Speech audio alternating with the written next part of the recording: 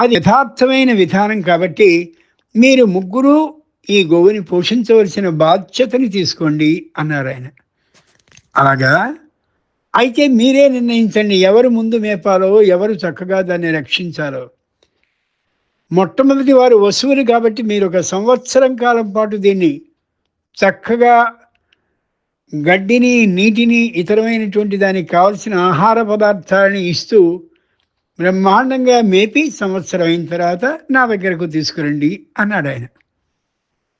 వాళ్ళు వెంటనే ఆ గోవుని దేవతలతో సమానంగా పూజిస్తూ చక్కగా రక్షించడానికని సిద్ధపడి తాం వసువో రుద్ర ఆదిత్య అరక్షంత, మేము ముగ్గురం రక్షిస్తాం ఒక్కొక్క సంవత్సరం పాటు అని మొట్టమొదటి విధానం ప్రకారం వసువులు తీసుకువెళ్ళారు దాన్ని.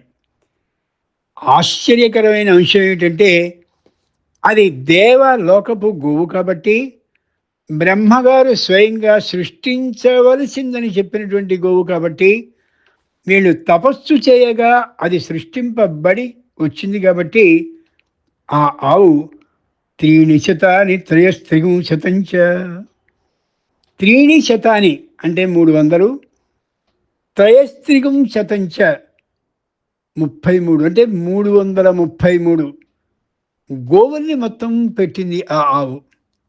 ఇదంతా మేము నమ్మం అనడానికి వీల్లేదు. గోవు ఎంత గొప్పదైనటువంటి ప్రజనన శక్తి కలిగింది అంటే, సంతానాన్ని సృష్టించగలిగిన శక్తి కలిగింది అంటే ఆవుల్ని మేపేటటువంటి వారిని అడిగితే తెలుస్తుంది. టక టక టక టక అది కనేస్తూ ఉంటుంది. అంతటి అమోఘమైన ప్రజనన శక్తి కలిగింది అంటే పుట్టించగలిగిన శక్తి ఉన్నదని. అంచేతనే గో ప్రదక్షిణలను చేయడం, గో సేవని చేయడం సంతానాన్ని పొందడానికి సరైనటువంటి ఉపాయం. ఒకప్పుడు రఘుమహారాజు తండ్రి అయినటువంటి దిలీపుడు వశిష్ఠ మహర్షి యొక్క ఆజ్ఞ మేరకి బ్రహ్మాండమైనటువంటి గో సేవని చేసి చక్కనైనటువంటి సంతానాన్ని రఘుమహారాజుని కన్నాడు అని రఘువంశంలో కాళిదాస మహాకవి మనకి తెలియజేస్తాడు. సంతానం లేదు అని అన్నప్పుడు గో సేవని చేసినట్లయితే, గో పోషణని ఒక సంవత్సర కాలం పాటు శ్రద్ధ భక్తులతో చేసినట్టయితే సంతానం కలిగి తీరుతుంది, అనుమానం ఏమాత్రమూ లేదు. ఈ గోవు వసువుల యొక్క రక్షణలో ఉండి 333 ఆవులని సంతానంగా పెడితే వెంటనే వాళ్ళ 333ని బ్రహ్మగారి దగ్గరికి ఇచ్చి, అయ్యా ఎంత అదృష్టవంతులం, 333 గోవుల్ని నీ దగ్గరికి తీసుకొచ్చామని ఇవ్వగానే ఆయన అన్నారు, రుద్రుల్ని పిలుస్తున్నాను అని రుద్రుల్ని పిలిచి వాళ్ళు 333 ఆ గోవత్సాలని అంటే ఆవు దూడలని మాకు ఇచ్చారు, ఇప్పుడు మీరు పెంచండి అని వాళ్ళకిస్తే వాళ్ళు కూడా మళ్ళీ సంవత్సర కాలం పాటు దాన్ని శ్రద్ధ భక్తులతో చక్కగా చేస్తే తీని శతాని త్రయస్త్రిగుం శతంచ, మళ్ళీ ఇక్కడ కూడా 333 గోవుల్ని పెట్టింది ఆ ఆవు. దేవలోకపు లక్షణాలు కలిగింది. బ్రహ్మగారు సృష్టించగా వసురుద్ర ఆదిత్యుడు తపస్సు చేయగా వచ్చినటువంటిది కాబట్టి మళ్ళీ 333 గోవుల్ని పెట్టింది ఈ రుద్రుల పరిపాలనలో. వాటిని కూడా మళ్ళీ బ్రహ్మగారు తన దగ్గర పెట్టుకుని తరువాతి వారైనటువంటి ఆదిత్యుల్ని పిలిచాడు. మళ్ళీ మీరు సంవత్సరం పరిపాలించండి అయ్యా, రక్షించండి దీన్ని శ్రద్ధ భక్తులతో. వసువులు రుద్రులు ఇచ్చినట్టుగా ఆదిత్యులైనటువంటి వారు మీరు కూడా ఈ గోవుని సేవించి ఏ లాభం కలిగిందో దాన్ని తెచ్చి నాకు అందియండి. వాళ్ళు సంవత్సర కాలం అవగానే మళ్ళీ 333 గోవుల్ని తీసుకొచ్చారు. అప్పుడు బ్రహ్మగారు ఈ తల్లి అయినటువంటి గోవుని చూపిస్తూ 333 గోవులని చూపిస్తూ 999 సంతానం, ప్రధానమైనటువంటి గో మాత ఏదుందో చూపించి 1000 ఆవులు అయ్యాయి. చూసారా? కాబట్టి లోకంలో ఎవరైనా సరే ఒక్క గోవుని దానం చేసినట్టయితే ఆ గోవు ద్వారా 999 గోవులు వచ్చే అవకాశం దానికి ఆ గర్భంలో ఉంది కాబట్టి, ప్రజనన శక్తి ఉంది కాబట్టి ఒక్క గోవుని దానం చేస్తే 1000 గోవుల్ని దానం చేసినటువంటి ఫలితాన్ని నేను ప్రసాదిస్తున్నానని బ్రహ్మ స్వయంగా తెలియచేశాడు. ఎంత గొప్ప మాటో ఆలోచించుడండి. సహస్రమస్య సాదత్తా భవతి, 1000 ఆవుల్ని దానం చేసినట్లు అవుతుందని. అంత గొప్ప శక్తి కలిగినటువంటిది గోవు. మరో విశేషం కూడా ఉంది. దాతాస్యాత్ స్వర్గమాప్నోతి వత్సరాన్ లోమ సంమితాన్ కపిలా చేత్తారయతి భూయశ్చ ఆసప్తమం కులం అథసైవ సహస్రతమ్యభవత్. దానం చేసేటప్పుడు కూడా ఇదే చెప్తారు. ఓ గోవు, నువ్వు 1000 ఆవుల్ని పెట్టగలిగినటువంటి ఆ గర్భశక్తి కలిగిన దానివి కాబట్టి బ్రహ్మగారి ఆ అనుజ్ఞ కారణంగా నేను 1000 గోవుల్ని దానం చేస్తున్నటువంటి ఫలితాల్ని ఇప్పించవు అని అంటూ ఆ గోవుని దానం చేస్తారు. దాతాస్యాత్ స్వర్గమాప్నోతి, దాత అయినటువంటి వాడు గోవుని దానం చేస్తే స్వర్గాన్ని పొందుతాడు. వత్సరాన్ లోమ సంమితాన్, గోవుకి ఎన్నైతే రోమాలు శరీరం మీద ఉంటాయో అన్ని సంవత్సరాల కాలం పాటు వీరి పితృదేవతలు ఎవరైతే దానం చేశారో వారి పితృదేవతలు తరిస్తూ ఉంటారు. అదే కపిల గోవుని కానీ దానం చేసినట్లయితే ఇటు 7 అటు 7 తరాలు అమోఘంగా వర్ధిల్లుతాయి అనే విశేషాన్ని కూడా బ్రహ్మగారు తెలియజేశాడు. అంతేకాదు, ఉష్ణే వర్షతి శీతే వా మారుతే వాతి వా భృశం ప్రకృతితాత్మనస్త్రాణం ఘోరకృత్వాదు శక్తితః. ఎక్కడైనా సరే బ్రహ్మాండమైనటువంటి వేసంకాలంలో ఎక్కడైనా ఆవు తప్పించిపోతూ ఉంటే ఎండకి, అలాగే చెప్పలేనటువంటి చలికాలంలో చలికి వణికిపోతూ ఉంటే, విపరీతమైనటువంటి గాలి తుఫాను వచ్చి ఆవు దిక్కుతోచనటువంటి పరిస్థితిలో ఎటు వెళ్ళాలో తెలియకుండా ఉన్నట్లయితే, అదే పరిస్థితిలో అంటే అదే వేసంకాలంలో వ్యక్తి ఉన్నా, అదే చలికాలంలో వ్యక్తి ఉన్నా, అదే గాలి వాన తుఫాన్లో వ్యక్తి ఉన్నా, ముందు తనని తాను రక్షించుకోవటం కాకుండా ఆ గోవుని రక్షించినట్టయితే గో అనుగ్రహం కలిగి సంతానానికి వృద్ధి కలుగుతుంది అని తెలియచెప్పింది శాస్త్రం. ఎంత మాట చూడండి. ముందు దాన్ని రక్షించాలి, తర్వాత మన రక్షణ గురించినటువంటి మాటని ఆలోచించాలి. సరే, మరి గోవుకి ఆహారాన్ని పెట్టాలి అంటే అక్కడ మాకు ఎలా లభిస్తుంది? పెద్దదైనటువంటి వర్షం, అలాగే చెప్పలేనటువంటి వేడిమి, మంచి శీతకాలం, మేమెక్కడో త్రోవ మధ్యలో ఉన్నప్పుడు ఆవు కనిపించింది అనుకుంటావా? తృణంచ గోభ్యో గ్రాసార్థం అస్తేయం మనురబ్రవీత్. ఎక్కడైనా సరే గడ్డి ఉన్నటువంటి చోటుకు వెళ్ళి ఆ గడ్డి వామ నుంచి గడ్డిని ఆవుకి పెట్టడానికి మాత్రమే తీసుకున్నట్లయితే అది దొంగతనం చేసినట్టు కాదు అని స్పష్టంగా మనువు తెలియచేస్తున్నాడు. ఈ సందర్భంలో ఎన్ని విధాలైనటువంటి ఉపాయాలని, అవకాశాలని గోవు మనకి ఇస్తుందో ఆలోచించి చూడాలి. ఒకప్పుడు మహానుభావుడైనటువంటి చ్యవన మహర్షి ఒక నది ఒడ్డున కూర్చుని కాసేపు తపస్సు చేసుకుని ఇటు వచ్చేవారు అటు వచ్చేవారు తనకి నమస్కరిస్తూ ఉంటే తపోభంగం కలుగుతోందనే ఆలోచనతో వెంటనే నదిలోనికి దిగి ప్రాణ ఆయామ విద్యతో అలాగే నీళ్ల అడుగున ఉండిపోయాడు. సహజంగా నీళ్లలో ఉండేటటువంటి చేపలు మొదలైనటువంటి వాటిని పట్టడానికి వచ్చినటువంటి ఆ మత్స్యకారులు ఒక్కసారి వలని వేశారు. ఆ వలలో చాలా బరువుగా చేప పడ్డట్టుగా వాళ్ళకి కనిపించి ఒడ్డుకు లాగారు. లాగితే చ్యవన మహర్షి అందులో కనిపించాడు. వాళ్ళు భయంతో వణికిపోతూ గబగబా పారిపోతూ ఉంటే వెంటనే వాళ్ళని ఆగండి అని సంజ్ఞ చేసి పెద్దగా అరిచాడు చ్యవనుడు.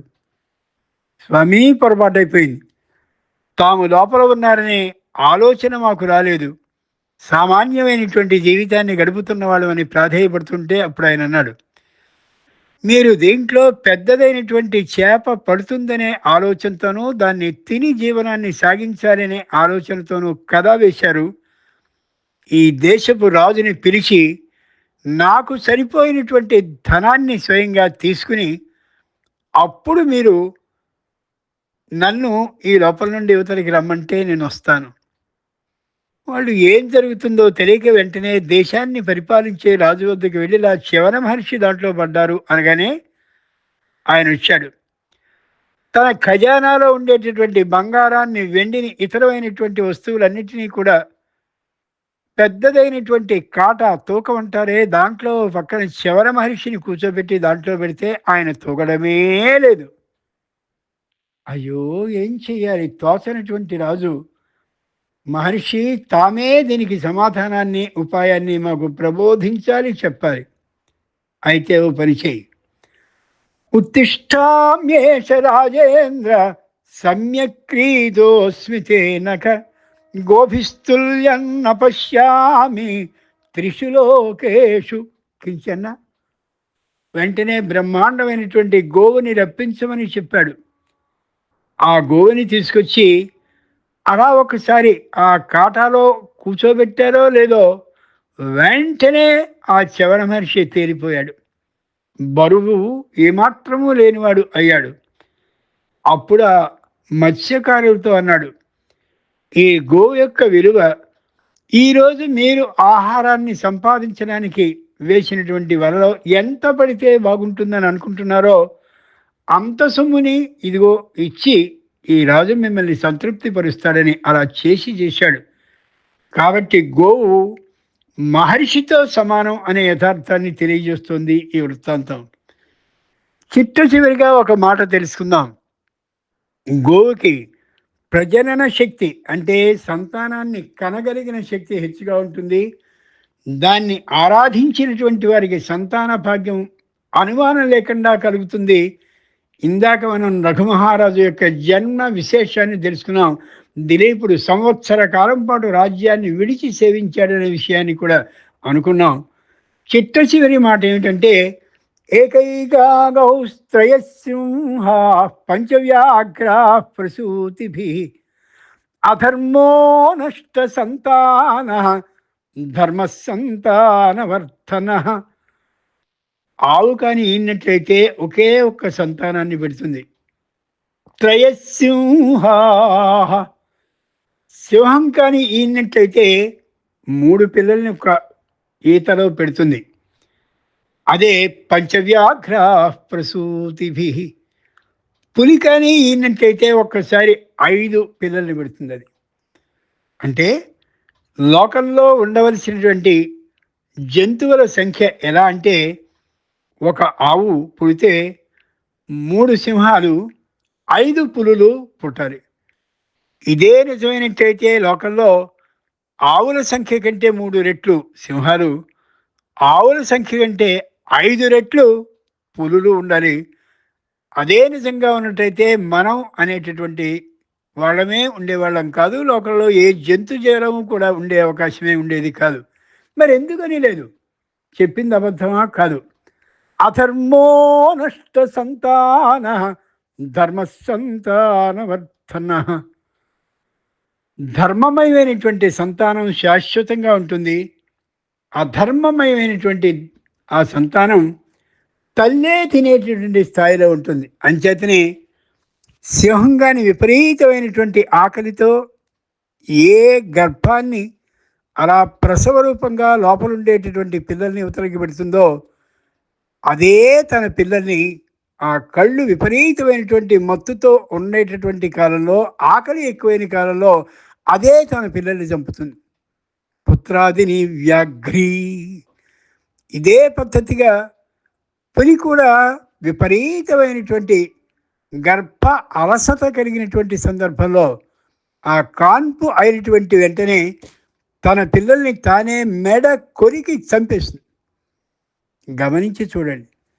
అధర్మమయమైనటువంటి సంతానం నష్టమవుతుంది, ధర్మబద్ధంగా ఉండే సంతానం వృద్ధి పొందుతుంది అని మహానుభావుడైనటువంటి ఆ శాస్త్రకర్త తెలియచేసినటువంటి మాట ఏమిటంటే, ఎక్కడైనా సంతానం అలా అకస్మాత్తుగా పుట్టడం పోవడం అలాగే జరుగుతూ ఉన్నట్లయితే వాళ్ళు చక్కనైనటువంటి ఆవుని యోగ్యుడైనటువంటి బ్రాహ్మణునికి, అంటే బ్రాహ్మణ జన్మ ఎత్తడం మాత్రమే కాదు బ్రాహ్మణుడు అనడానికి, నిరంతరం సంధ్యావందనాది కార్యక్రమాలను చేస్తూ 4 మంచి మాటల్ని 10 మందికి తెలియజేస్తూ మంచి చెడు ముహూర్తము వాటిని వీటిని చెప్పేటటువంటి నైష్ఠుకుడైనటువంటి బ్రాహ్మణునికి తన ఇంట్లో ఆవుని పోషిస్తూ పెంచుకుంటూ ఆ ఆవు పాలతో శివాభిషేకం చేసేటటువంటి వారు అబ్బో ఇక్కడ ఇప్పుడు ఉన్నారండి ఈ లోకంలో అనుకోవద్దు. ఆ దృష్టితో చూస్తే చాలామంది కనిపిస్తారు. అటువంటి వారికి దానాన్ని కానీ చేసినట్టయితే సంతానం నష్టపోవడం అంటూ ఉండదు, సంతానం మరణించడం అనేది ఉండనే ఉండదు. మరణిస్తాడని వైద్యులందరూ ధృవీకరించినప్పటికీ కూడా జీవించి తీరుతాడు. అనేకమైనటువంటి సాక్ష్యాలు లోకంలో ఉన్నాయి, అనుమానమే లేదు. అంతటి గొప్ప శక్తి కలిగినటువంటి గో పూజని చేయవలసిన రోజు ఈరోజు గోష్ఠ అష్టమి.